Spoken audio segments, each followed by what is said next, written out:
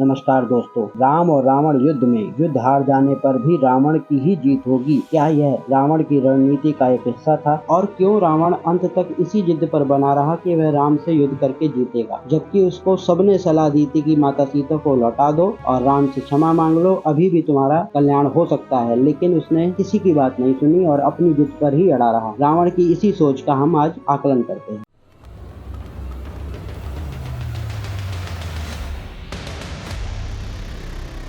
दोस्तों, पुलस्त्य ऋषि का पौत्र तथा विश्वा ऋषि का पुत्र था रावण। रावण की माता का नाम केसकी था, जो कि राक्षस कुल की थी। ऋषि तथा राक्षस के मेल से उत्पन्न होने के कारण ही रावण ज्ञानी तथा बेहद बलशाली माना जाता था। बल इतना था कि उसके लिए रामायण में लिखा गया है, चलत दशानन डोलत धरती, अर्थात जब वो चलता था तब धरती कांपती थी। 9 ग्रहों को उसने ऐसे वश में कर रखा था कि सूर्य देव उसकी इच्छा के बिना न उदय होते थे न अस्त होते। इतना प्रभाव था, इतना शक्तिशाली था रावण। अहंकारी स्वभाव होना ही रावण की सबसे बड़ी गलती थी, इसीलिए उसका वंशनाश हुआ। भगवान शिव के परम भक्त कहलाने वाले का वंशनाश हो ही नहीं सकता, लेकिन उसके अहंकारी स्वभाव के कारण और माता सीता के हरण के कारण ही भगवान शिव ने भी उसका साथ नहीं दिया और उसका वंशनाश हो गया। लेकिन क्या सिर्फ भोग विलास के कारण ही रावण ने माता सीता का हरण किया था? क्योंकि वह जानता था कि उसे नल कुबेर द्वारा श्राप है कि वह किसी भी स्त्री को उसकी इच्छा के विरुद्ध छुएगा तो उसका सर 7 टुकड़ों में टूट जाएगा, यानी वह मर जाएगा। लेकिन फिर भी उसने यह कृत किया। तो क्या सिर्फ और सिर्फ भोग विलास के कारण या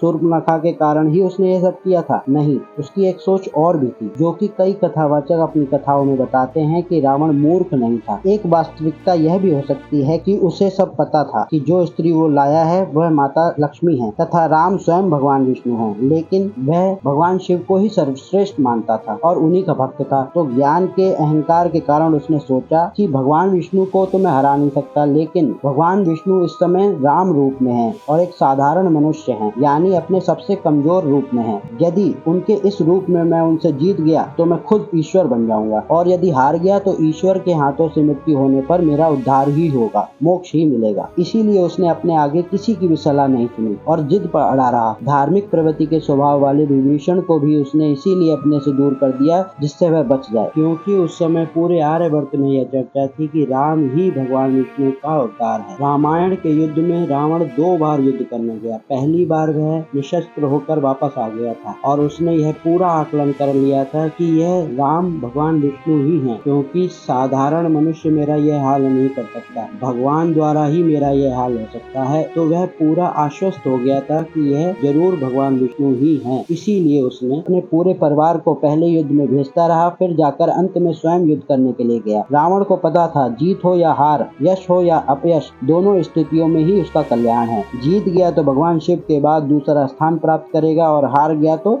मोक्ष प्राप्त करेगा। इसीलिए पूरे युद्ध के दौरान वह अपने अहंकार को नहीं छोड़ पाया। क्या आपको भी लगता है कि रावण की यह सोच हो सकती है? और यदि आपको राम के जन्म के 5 प्रमुख कारण जानने हो, जिसमें से एक कारण स्वयं रावण खुद था, तो उस वीडियो का लिंक मैंने डिस्क्रिप्शन बॉक्स में दे रखा है, जाके उस वीडियो को जरूर देखें। और ये वीडियो आपको कैसी लगी कमेंट बॉक्स में बताएं। अगर वीडियो अच्छी लगी हो तो वीडियो को लाइक जरूर करें, चैनल को सब्सक्राइब करें। धन्यवाद, नमस्कार।